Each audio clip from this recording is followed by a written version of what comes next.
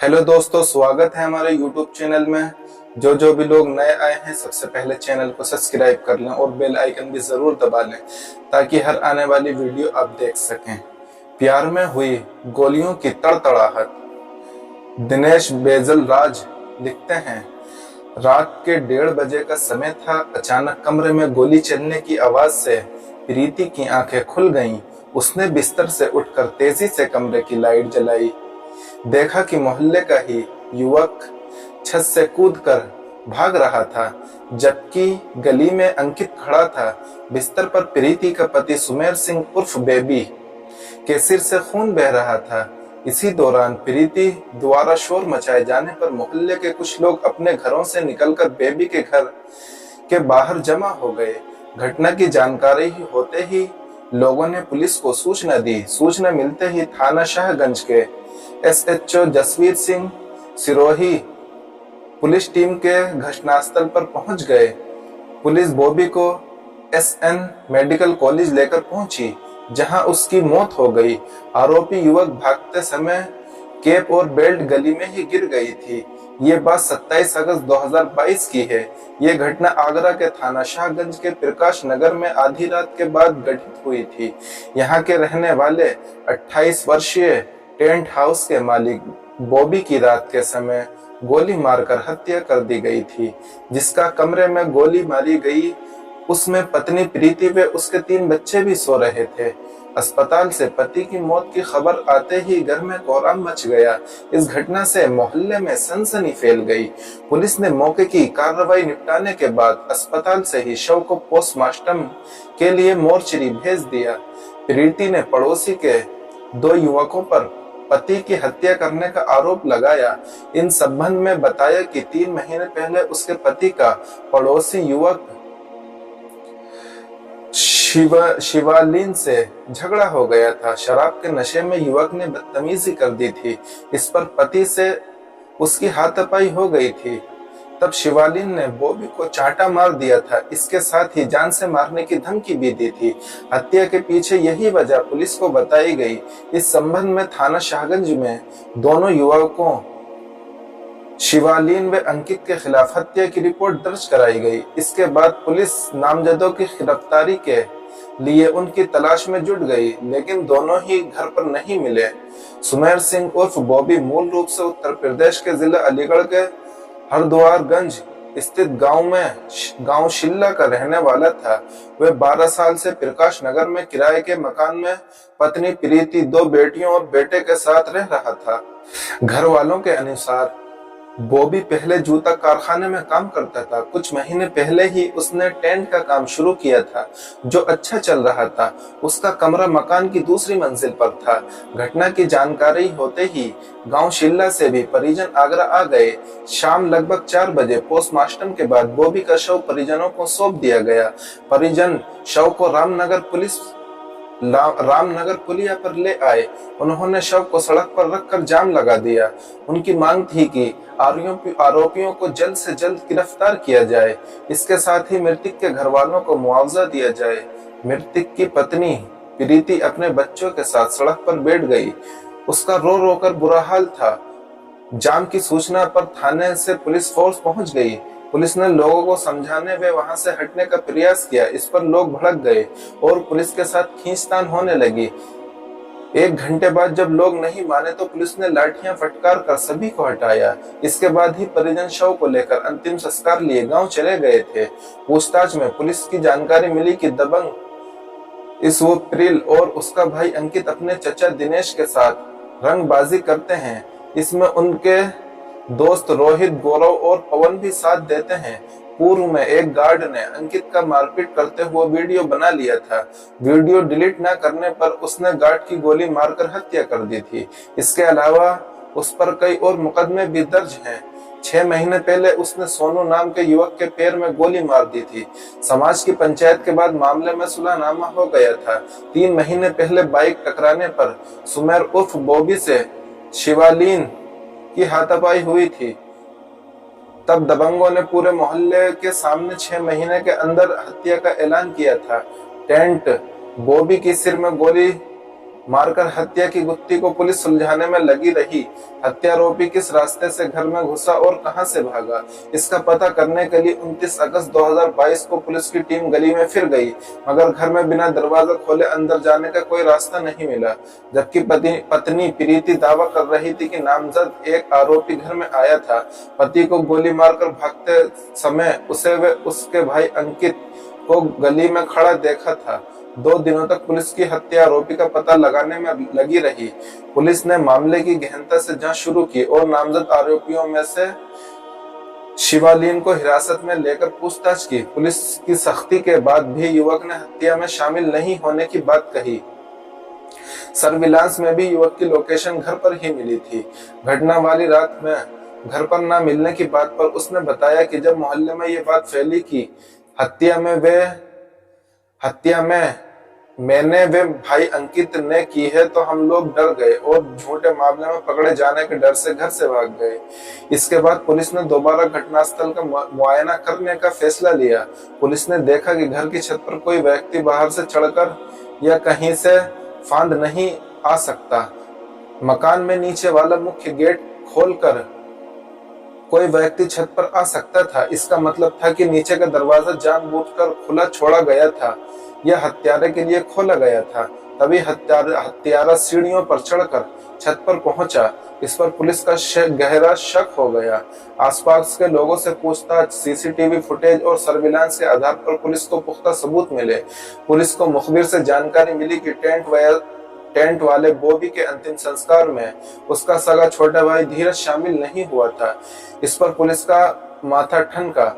उसे लगा कि जरूर दाल में कुछ काला है। पुलिस गांव शिल्ला पहुंची और घर वालों से पूछताछ की। उन्होंने बताया कि धीरज नौकरी के सिलसिले में गुरुग्राम जाने को कहकर 26 अगस्त को घर से गया था। उसने बताया कि रास्ते में उसका एक्सीडेंट हो गया था। इसी के चलते धीरज अपने भाई बॉबी के अंतिम संस्कार में शामिल नहीं हो सका था। जांच में धीरज की लोकेशन घटना वाले दिन आगरा में नहीं। इससे पुलिस को पूरा शक हो गया। मोहल्ले के बस स्टैंड के सीसीटीवी फुटेज में धीरज दिखाई भी दिया। बस के कंडक्टर और ई रिक्शा चालक ने उसे पहचान लिया। पुलिस से बचने के लिए शातिर धीरज ने जीन्स टी शर्ट के ऊपर कुर्ता पजामा पहन लिया था, लेकिन हत्या के समय वे जीन्स और टी शर्ट ही पहने था। धीरज ने जब पुलिस ने पूछताछ की तो वे ठीक से जवाब भी नहीं दे पाया। धीरज के दोनों पैरों पर ताजा प्लास्टर चढ़ा था। उसने पुलिस को गुमराह करने की कोशिश की, लेकिन पुलिस के आगे उसकी एक ना चली। आखिर में धीरज टूट गया। उसने भाई बॉबी की हत्या का जुर्म कबूल करते हुए हत्या में अपनी भाभी प्रीति के भी शामिल होने की बात बताई। धीरज व मृतक बॉबी की पत्नी प्रीति को पुलिस ने गिरफ्तार कर लिया। धीरज की निशानदेही पर हत्या में प्रयुक्त तमंचा व खोखा भी बरामद कर लिया। पुलिस ने प्रीति और धीरज के मोबाइल अपने कब्जे में ले लिए। इस सनसनीखेज हत्याकांड में जो कहानी सामने आई वो देवर भाभी के बीच अवैध संबंधों की निकली। शादी के समय प्रीति और बॉबी उम्र में 6 साल का अंतर था। प्रकाश नगर में देवर नीरज अक्सर आता था। हम उम्र देवर धीरज जब भी आता भाभी से तरह तरह की चीजें बनाने की फरमाइश करता। प्रीति भी देवर की पसंद का बहुत ख्याल रखती थी। दोनों बैठकर खूब हंसी ठिठोली करते थे। इस दौरान दोनों के बीच प्यार पनपने लगा। अब जब धीरज आता भाभी के लिए कोई ना कोई गिफ्ट लेकर आता। इस तरह दोनों का प्यार परवान चढ़ने लगा। प्रीति बीच बीच में अपने ससुराल शिमला भी बच्चों को लेकर घूम आती थी। देवर और भाभी के बीच क्या खिचड़ी पक रही है, इससे पति बॉबी पूरी तरह अनजान था। एक दिन जब धीरज आगरा आया, उसकी शर्ट का बटन टूट गया। उसने भाभी से बटन टाकने को कहा। जब प्रीति बटन टाक रही थी, धीरज ने उसे बाहों के घेरे में कस लिया। छोड़ो भी, कोई देख लेगा। तो उसने कहा, भाभी कोई कुछ नहीं कहेगा। प्रीति अपने को छुड़ाकर उससे दूर हो गई। उस दिन धीरज का कुछ देर रुकने के बाद पता चला। कुछ दिनों के बाद धीरज आया तो प्रीति ने उसका मुस्कुराकर स्वागत किया। धीरज ने भाभी की नजरों को पहचान लिया। वे आगे बढ़ा और प्रीति के नजदीक आ गया। प्रीति भी उसके इशारे पहचान गई। प्रीति की कामनाएं सुलग उठी। धीरज के शरीर में भी उत्साह का जुआर आ गया। प्रीति धीरज के प्यार की आग में जलती। तब बड़े प्यार से धीरज की मासूमियत पानी डालकर उसे ठंडा कर देती थी। 2 साल से दोनों के बीच प्यार की आंख मिचोली का खेल चल रहा था। एक दिन बॉबी ने दोनों को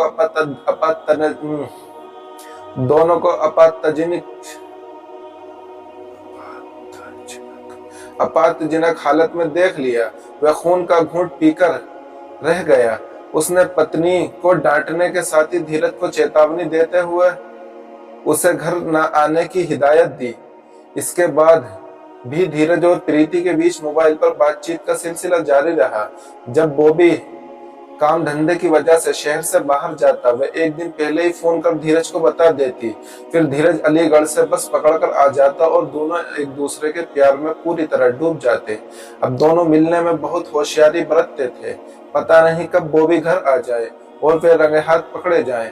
घटना से कुछ दिन पहले जब धीरज प्रीति के बुलाने पर घर आया तो प्रीति ने धीरज से कहा, धीरज ऐसे कब तक हम लोग चोरी चोरी मिलते रहेंगे? रास्ते की दीवार को हमें हटा देना चाहिए। हम इससे अच्छा तो मौका नहीं मिलेगा। बॉबी की मौत के बाद सब कुछ भी तुम्हारा हो जाएगा और मैं भी।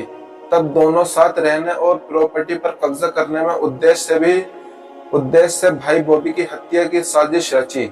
मृतक सुमेर उर्फ बॉबी की हत्या के मामले में उसकी पत्नी प्रीति को शुरुआत से ही गुमराह करती रही। इसी के चलते प्रीति ने पड़ोस के 2 युवकों जिनसे 3 माह पहले विवाद हुआ था, उसके खिलाफ पति की हत्या की रिपोर्ट दर्ज कराई थी। आरोपियों की गिरफ्तारी को लेकर उसने बच्चों के साथ सड़क पर धरना भी दिया, लेकिन सीसीटीवी कैमरों की तेज नजरों से प्रीति और प्रेमी देवर धीरज की कारगुजारी छिप नहीं सकी। भाभी के प्रेम में पड़कर धीरज सगे रिश्ते को भूल गया। भाभी को अपना बना लेने की चाह में वे बड़े भाई बॉबी का कातिल बन गया। भाई की हत्या के लिए वे 26 अगस्त 2022 को बस से आगरा आया। वे दिन भर इधर उधर घूमता रहा। भाभी प्रीति ने उससे ही कहा था कि वे रात को 1 बजे नीचे का गेट खोल देगी। योजना के अनुसार तय समय तक रात 1 बजे उसने दरवाजा खोल दिया। धीरज तमंचा लेकर आया था और गेट खुला होने पर अंदर आ गया। जीना चढ़कर वे छत पर पहुंचा। उस समय कमरे में बच्चे और बॉबी गहरी नींद में सोए हुए थे। धीरज ने कमरे में जाकर भाई के सिर में गोली मार दी। गोली चलने की आवाज सुनकर मोहल्ले के लोग जाग गए। इस पर धीरज डिश की केबल से अपनी बेल्ट बांधकर छत से कूदा। डिश के केबल टूट जाने से उसके दोनों पैरों की हड्डियां टूट गईं। वे घिसटता हुआ वहां से किसी तरह भाग निकला। धीरज ने हमीद नगर पहुंचकर तमंचा और खोका छिपा दिया। भाभी प्रीति को फोन कर उसने भाई की मौत हो जाने की बात बताई। इसके बाद ई रिक्शा से वो बस स्टैंड पहुंचा और बस से अलीगढ़ गया। अलीगढ़ पहुंचकर उसने अपना इलाज कराया। दोनों पैरों की हड्डियां टूट जाने से उसे प्लास्टर कराना पड़ा। गली में जो बेल्ट और कैप मिली थी वे धीरज के ही थे, जो केबल टूटने पर गली में गिर गए थे। पुलिस ने हत्याकांड का पर्दाफाश कर आरोपी देवर भाभी को जेल भेज दिया है। प्रीति के गिरफ्तार के बाद अपने 3 मासूमों का जीवन, बच्चों का जीवन खराब होने की बात कहकर खूब रो रही थी।